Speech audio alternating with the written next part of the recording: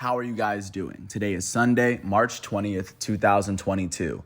I'm James Sims, and for this episode of The Elite, I'm going to preview the round of 32 for the March Madness tournament. And with that, I'm actually going to preview every single game and every single matchup to get a sense of what we're actually looking at as we move from bracket to bracket, as we have seen 32 teams be eliminated from this bracket over the last 2 weeks.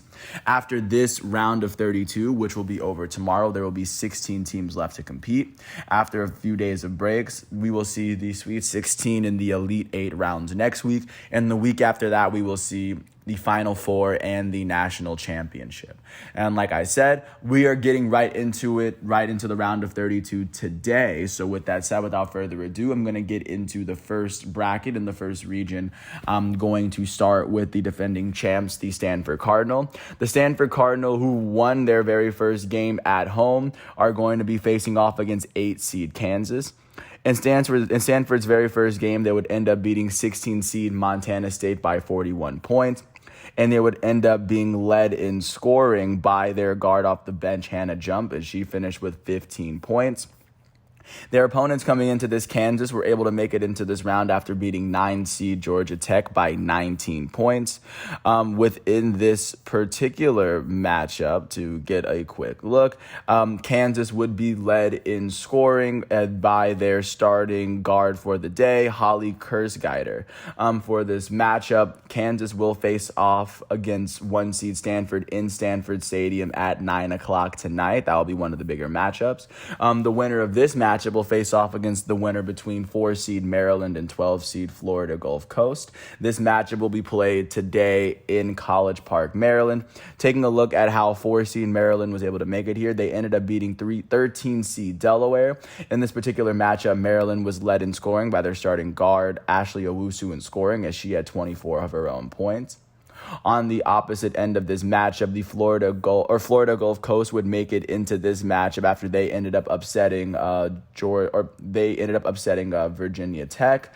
They would go on to be led in scoring by their starting guard for the day, Kirsten Bell. And following this, Florida Gulf Coast will be facing off against Maryland at 3 o'clock as the winner of this matchup.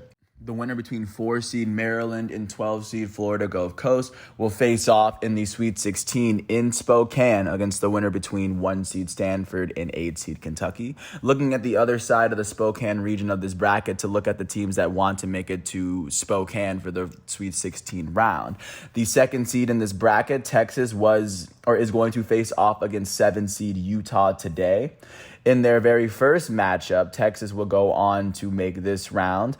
Texas would make it here after they went on to win their first matchup versus Fairfield by 18 points. In Texas's matchup, they will go on to be led in scoring by their forward off the bench, Aaliyah Moore, as she had 18 points for herself. And then Utah made it here after they went on to beat Arkansas by 23 points. Utah would go on to be led in scoring by their starting guard, Kennedy McQueen. Utah will face off against Texas at 5 o'clock today, and the winner of this will go on to Spokane, where they will face off against the winner between LSU and Ohio State. LSU and Ohio State is going to be the only matchup within this region that's going to be taking place tomorrow, because their games happened yesterday. Looking first at 3 seed LSU, they were able to beat 14 seed Jackson State yesterday by 6 after they were led in scoring by their starting guard, Kayla Pointer, as she had 26 points of her own. On the other end of this matchup, within the same arena in Baton Rouge, Ohio State will go on to beat Missouri State by about 7 points. Taking a look at how this matchup would go on to end specifically, Ohio State would go on to be led in scoring by their guard in this matchup, as J.C. Shelton would finish with 25 points, 6 rebounds, 5 assists, and 5 steals for the day. 3 seed LSU will face off against 6 seed Ohio State in Baton Rouge in front of their home fans at 8 o'clock tomorrow. The winner of this matchup will face off against 2 seed Texas and 7 seed Utah, the winner of that matchup in the Sweet 16 next week. Taking a look across the way in the Greensboro region, the 1 seed in that bracket, South Carolina, Carolina is going to be facing off against 8 seed Miami today after they were able to beat the 16 seed in their bracket, Howard, by 58 points. They won 79-21 after they only allowed Howard to score 4 points in the first half.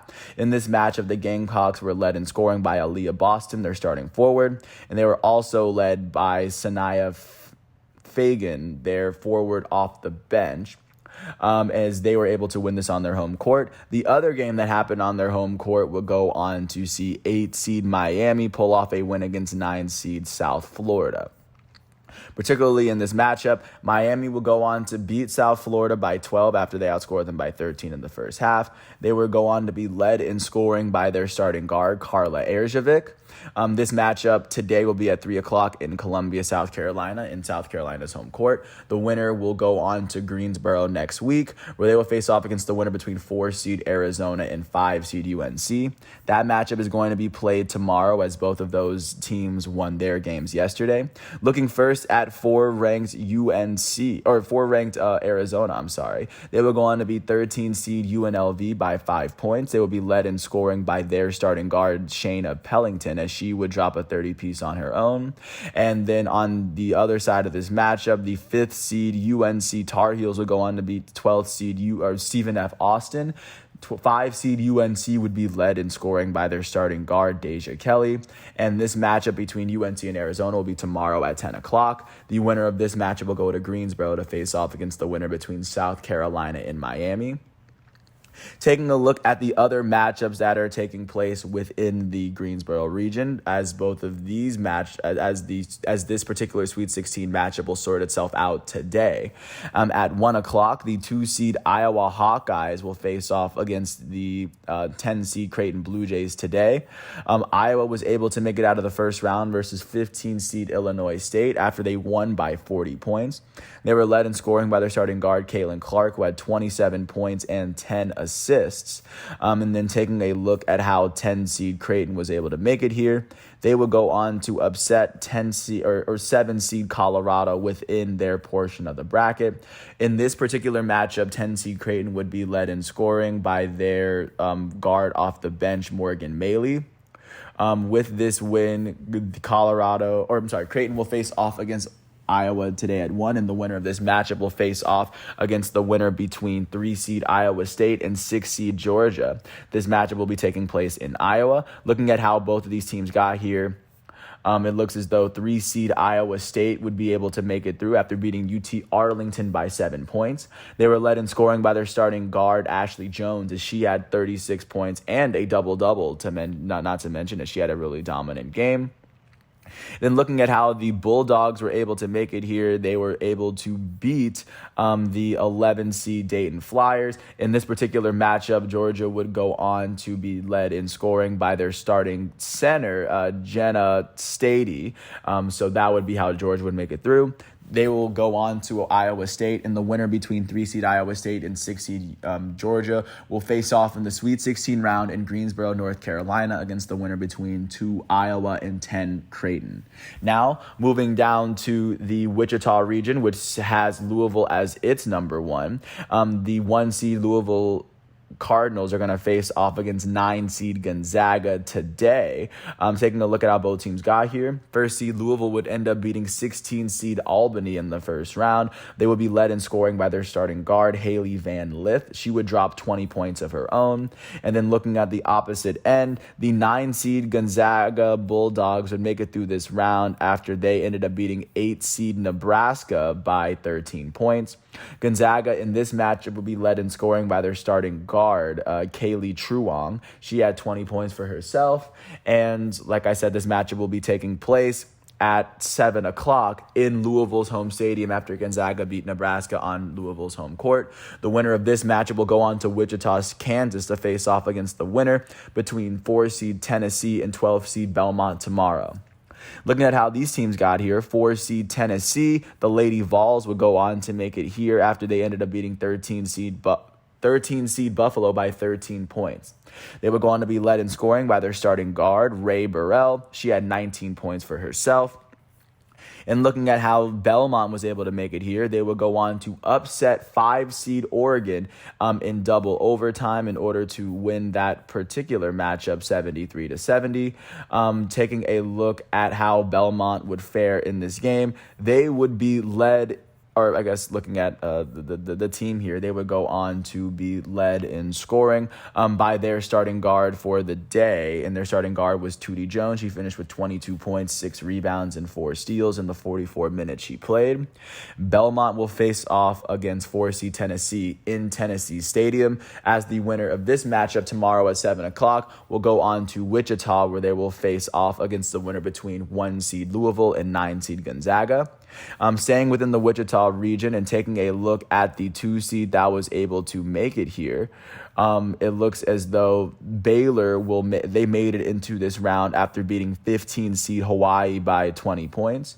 In this particular matchup, Baylor would go on to be led in scoring by their starting guard, Jordan Lewis. She finished with 23 points for herself. And then looking at their opponent, the 10-seed South Dakota Coyotes would end up beating 7-seed Ole Miss. In this matchup, they would win by 14 points. South Dakota would be led in scoring by their starting center, Hannah Shervin, and then their starting guard, Chloe Lamb. They each finished with 20 points apiece, which is what virtually South Dakota needed, as they both combined for a majority of the team's points. Baylor will face off against South Dakota tomorrow at 6 o'clock. The winner of that matchup will go on to Wichita, where they will face off against the winner between 3-seed Michigan and 11-seed Villanova tomorrow. 3-seed Michigan was able to make it into this round after beating 14-seed American by 35 points. Michigan would be led in scoring by their starting forward, Naz Hillman. She finished with 24 points and 11 rebounds. Taking a look at how the 11-seed Villanova Wildcats would make it here, they would go on to upset the 5-seed BYU, or the 6-seed BYU Cougars. Villanova in this matchup would be led in scoring by their starting forward, Maddie Siegrist. She finished with 25 of her own points. As this is what the Wichita region is looking like. Once the winner between Michigan and Villanova is decided, that's when that Sweet 16 matchup will be decided. The winner of these matches will go on to Wichita, Kansas. Last but not least, looking into the Bridgeport region of this bracket, starting off with the number 1 seed, the North Carolina State Wolfpack are going to face off against 9th-seed Kansas State. North Carolina State was the only 1 seed to win yesterday after they beat 16-seed Longwood. They won by 28 points, and they would be led in scoring by their starting guard, Reina Perez, as she finished with 16 of her own points. Their opponents, the 9th seed Kansas State Wildcats, enter this matchup after beating Washington State by 10 points in their matchup. In this game, 9th seed Kansas State would be led in scoring by their starting center. Ioka Lee, had 20 points and 15 rebounds to really kind of dominate and get Kansas here. This matchup will be in North Carolina State's home court, and the winner of this matchup will advance to Bridgeport, Connecticut, where they will face off against the winner between 4-seed Oklahoma and 5-seed Notre Dame. This matchup will, of course, be taking place in Oklahoma's stadium tomorrow at 6 o'clock. Taking a look at how these teams got here, 4-seed Oklahoma would make it here after they ended up beating 13-seed IUPUI, Indiana University, or one of the Indiana universities. And 4-seed Oklahoma would win this matchup by 6 after they were led in scoring by their starting guard, Taylor Robertson. She finished with 22 points and a couple of blocks on the day. 5th-seed Notre Dame would make it into this round after Notre Dame would go on to beat 12-seed UMass. They went on to win this game by 11 points. They would go on to be led in scoring by their starting forward, Maddie Westbeld. Their starting guard, Olivia Miles, had a 12-point triple-double. She had 12 points, 11 rebounds, and 11 assists, as well as 6 turnovers on the day. Notre Dame will go to Norman, and this match will be tomorrow at 6 o'clock. Taking a look at the other matchups that are going to be taking place within this region, jumping to the 2-seed in Storrs, Connecticut, the UConn Huskies are going to host UCF Knights tomorrow at 9 o'clock. 2nd seed UConn makes it into this round after they will go on to be led in scoring by their starting guard, Christian Williams. She finished with 13 points, 5 rebounds, and 4 steals in the 28 minutes that she played. With this win, 2-seed UConn will advance as they face off against 7-seed UCF. Taking a look at how 7 UCF was able to make it here, Central Florida was able to beat their opponents as they faced off against 10-seed Florida. They won this game by 17. UCF would be led in scoring by their forward off the bench, Brittany Smith, as she had 26 points and 6 rebounds. UCF will go to UConn to face off against the Huskies. And then the winner of this matchup will go to Bridgeport, Connecticut to face off against the winner between Indiana and 11-seed Princeton. As 3rd-seed Indiana in the Bridgeport region will host 11-seed Princeton. Taking a look at how Indiana was able to make it here, they beat 14-seed Charlotte by 34 yesterday. They will go on to be led in scoring by their starting forward. Their starting forward for the day was Mackenzie Holmes. She finished with 19 points and 8 rebounds. She shot 9 for 15 from the field. That's how that was. And then they're going to be facing off against 11-seed Princeton. Coming out of the Ivy League, Princeton will go on to beat 6-seed Kentucky in their first matchup. They won by 7 games, and they will go on to be led in scoring by their starting guard, Abby Myers. She had 29 points and 5 rebounds for the day. That is what this portion of the bracket is looking like. And congratulations, of course, to all the teams that were able to make it here. Once all 16 of these matchups are done and we get to the Sweet 16, I will do a preview for that round once we get to that round. But until then, like I said, congratulations to all 32 of the teams to make it here. It takes a lot to even beat a team that was even selected for this bracket. Good luck to all of you going into this next round. And thanks for everyone for listening to this piece. I do want to thank the ESPN and NCAA websites for giving me all the facts and figures that I needed. Without them, I wouldn't be able to do this. Thanks once again for listening. I do hope all is well, and I will catch you with another piece tomorrow, especially like as we go on with this tournament week by week. Thanks for listening. I hope all is well, and I'll catch you with more later. Peace out.